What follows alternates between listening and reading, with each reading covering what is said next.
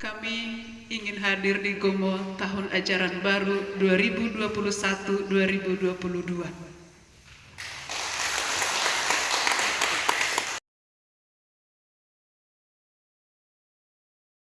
Hai, jangan lupa komen, subscribe, like, share.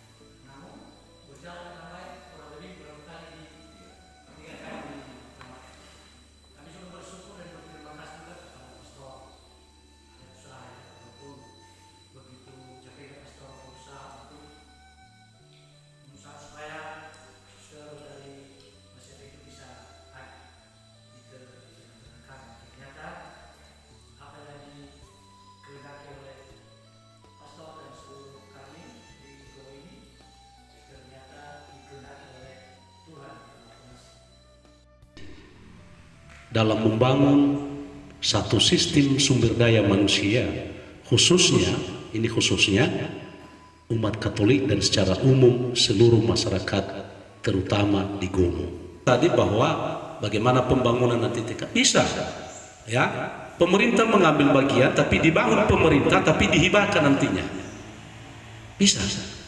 Tapi nanti buat permohonan proposal.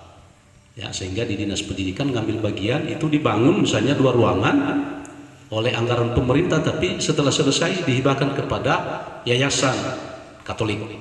Terus izin sekaligus izin mendirikan sekolah dan izin operasional, sehingga sekolah ini menjadi legal secara hukum dan boleh menerima atau melakukan proses belajar mengajar dengan resmi.